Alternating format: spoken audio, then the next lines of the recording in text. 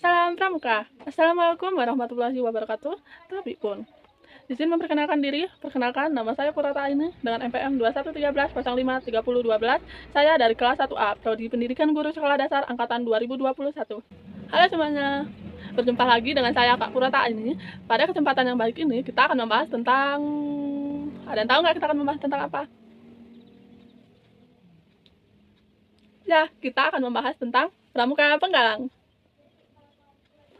Di Pramuka Penggalang itu sama seperti di Pramuka Siaga kemarin, yaitu ada pengertian, tingkat-tingkat, kegiatan-kegiatan, dan upacara pembuka, upacara penutup. Apa sih perbedaan antara pengertian, tingkat-tingkat, kegiatan, dan upacara? Yuk simak penjelasannya. Yang pertama adalah pengertian Pramuka Penggalang. Pramuka Penggalang memiliki arti menggalang persiapan kemerdekaan bangsa Indonesia. Kata penggalang sendiri itu terinspirasi dari peristiwa Sumpah Pemuda. Setelah berdirinya Budi Utomo pada tanggal 20 September 1908, kemudian dilanjutkan periode selanjutnya yaitu periode penegas. Di periode penegas ini ditandai dengan peristiwa Sumpah Pemuda pada tanggal 28 Oktober 1928. Pada periode penegas ini, bangsa Indonesia berjuang melalui hal pendidikan, yaitu memiliki fungsi untuk meningkatkan semangat bangsa Indonesia dan meningkatkan semangat rasa nasionalisme bangsa Indonesia untuk memperjuangkan kemerdekaan bangsa Indonesia. Kalau kemarin di Pramuka Siaga untuk panggilan pembina yaitu Yanda dan juga Bunda, berbeda loh di Pramuka Penggalang. Di Pramuka Penggalang untuk panggilannya pembina Pramuka Putra dan pembina Pramuka Putri itu sama, yaitu dipanggil dengan sebutan kakak. Di Pramuka Penggalang juga itu ada namanya kelompok-kelompok teman-teman. Ada dua, yang pertama adalah regu, yang kedua adalah pasukan. Apa sih bedanya? Baik teman-teman, saya akan menjelaskan perbedaan antara regu dan juga pasukan. Yang pertama adalah pasukan. Pasukan adalah gardu, tempat berjaga atau kelompok kecil dari penggalang. Untuk anggota dari regu sendiri itu sekitar 6 sampai dengan 8 orang. Dari 8 orang tersebut dipilih 2 orang untuk menjadi pinru dan juga wakil pinru. Yang kedua adalah pasukan. Pasukan adalah tempat regu berkumpul atau kelompok besar dari penggalang. Nah, di dalam pasukan tersebut yaitu berisi antara 3 sampai dengan 4 regu. Dari beberapa pinru yang ada di setiap regu, kemudian dipilih salah satu untuk menjadi pratama. Dewan-dewan dalam Pramuka Penggalang itu ada 5 teman-teman. Yang pertama adalah pembina pramuka, yang kedua adalah pembantu pramuka, yang ketiga adalah pratama, yang keempat adalah pinru, yang kelima adalah wakil pinru.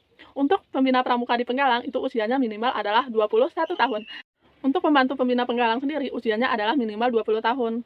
Di Pramuka Penggalang juga ada tanda kecakapan umum teman-teman. Ada 3 tingkat. Yang pertama adalah untuk wakil pimpinan regu 1 tingkat, yang kedua adalah untuk wakil pimpinan regu adalah 2 tingkat, yang ketiga adalah untuk pratama yaitu 3 tingkat. Nah, untuk wakil pimpinan regu, dan juga pratama itu periodenya adalah sekitar 3 sampai dengan 6 bulan. Jadi, setiap 3 sampai dengan 6 bulan itu bergantian teman-teman, sehingga para anggota Penggalang juga bisa merasakan bagaimana menjadi pratama, menjadi pimpinan, dan juga menjadi wakil pimpinan regu. Yang kedua adalah tingkat-tingkat dalam Pramuka Penggalang. Di Pramuka Penggalang juga ada tingkat-tingkat sama seperti di Pramuka Siaga kemarin. Yang pertama adalah penggalang ramu, yang kedua adalah penggalang rakit, yang ketiga adalah penggalang terap. Nah, dari penggalang ramu, penggalang rakit, dan penggalang terap itu memiliki perbedaan antara satu dengan yang lain. Ada yang tahu nggak? Yuk dengar penjelasan saya. Yang pertama adalah Pramuka Penggalang Ramu. Adalah tingkatan syarat-syarat pertama kecakapan umum sebelum kita melanjutkan ke Pramuka Rakit dan juga Pramuka Terap. Nah, untuk syarat-syaratnya sendiri itu ada banyak loh teman-teman. Namun di sini kakak akan menjelaskan sedikit saja ya. Yang pertama adalah aktif dan rajin dalam latihan pramuka minimal 6 kali. Yang kedua adalah hafal dan memahami makna dari Dasa Dharma dan juga Trisatya.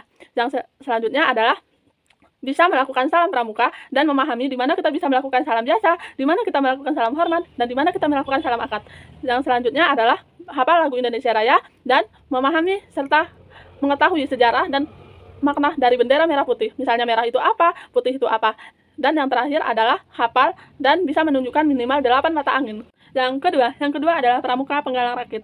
Adalah tingkatan kedua dalam syarat-syarat kecakapan umum Pramuka Penggalang, yaitu sebelum kita melakukan penggalang terap dan sesudah kita melakukan penggalang ramu. Nah, untuk di dalam Pramuka Penggalang Rakit ini syarat-syaratnya sendiri itu ada banyak sekali teman-teman. Namun kali ini kakak akan menjelaskan beberapa hal saja ya. Yang pertama adalah aktif dan rajin dalam mengikuti latihan pramuka sebanyak 10 kali. Yang kedua adalah memahami dan bersungguh-sungguh dalam menerapkan Dasa Dharma dan juga Trisatya dalam kehidupan sehari-hari, ikut serta gotong royong dan aktif dalam bermasyarakat, memiliki atau memahami tata krama dan sopan santun yang diajarkan di Indonesia, bisa memimpin barisan pramuka, dan yang terakhir adalah bisa memasak dan bisa mengenali bahan-bahan makanan. Yang ketiga adalah pramuka penggalang terap. Pramuka penggalang terap adalah tingkatan ketiga atau tingkatan tertinggi dalam syarat-syarat kecakapan umum, yaitu setelah pramuka ramu dan juga pramuka rakit. Nah, untuk syarat-syaratnya sendiri juga ada banyak sekali teman-teman. Namun kali ini kakak akan menjaga sedikit saja ya, atau beberapa hal saja. Yang pertama adalah rajin dan aktif dalam mengikuti kegiatan pramuka minimal 10 kali.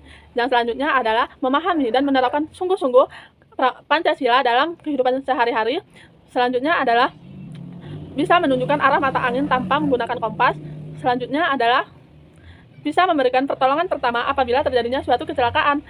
Yang selanjutnya adalah bisa menampilkan kegiatan atau bakat minat dalam seni seperti menari dan juga bernyanyi. Yang terakhir adalah menerapkan ilmu kesehatan dalam kehidupan sehari-hari. Yang ketiga adalah kegiatan-kegiatan dalam pramuka penggalang. Kegiatan-kegiatan dalam pramuka penggalang itu banyak sekali teman-teman. Namun kali ini kakak akan ngejelasin beberapa hal aja ya. Nah, yang pertama adalah perkemahan, yang kedua adalah jambore, yang ketiga adalah lomba tingkat, yang keempat adalah penjelajahan, dan yang terakhir adalah latihan bersama. Apa sih perkemahan, terus lomba tingkat, jambore, penjelajahan, dan juga latihan bersama? Yang pertama adalah perkemahan. Perkemahan adalah suatu kegiatan menginap di alam terbuka yang biasanya dilakukan secara rutin oleh teman-teman dan biasanya dilakukan ketika libur sekolah.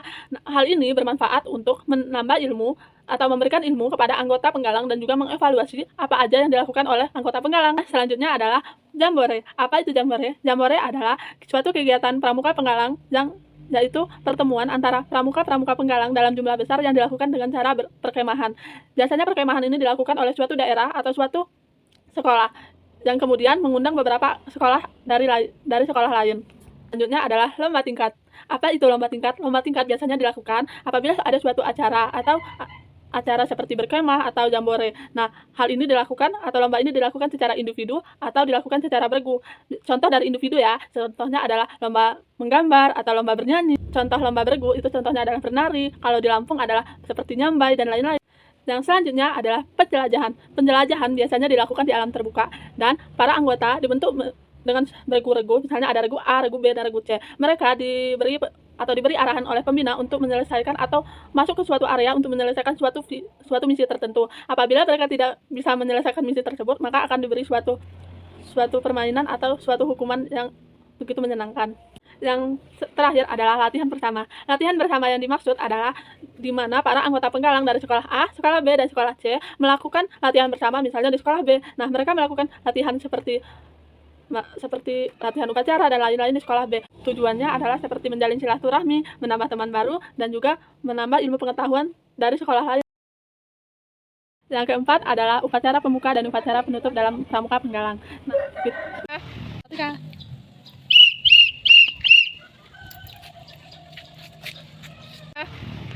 1, 2, 3.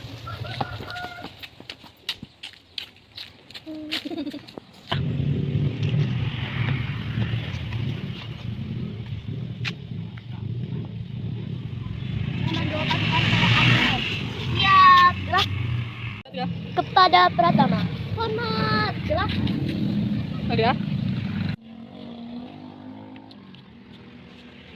Tapi kau culuk mu. Tegak, gerak.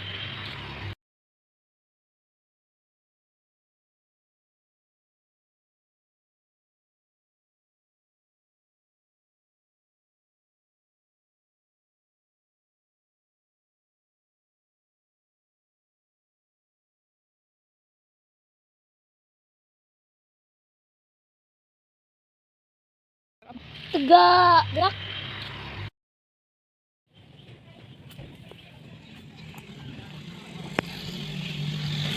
Dharma Pramuka.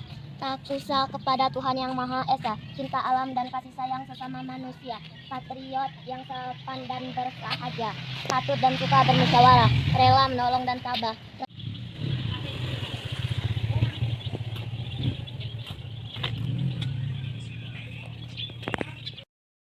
Tiga.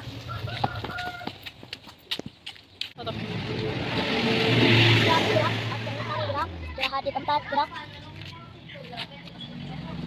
Yo, putar. 1, 2, 3.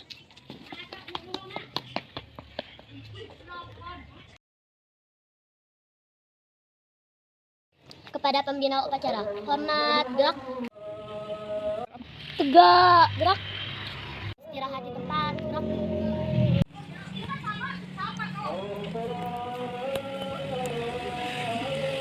Satu, dua, tiga. Tegak, gerak.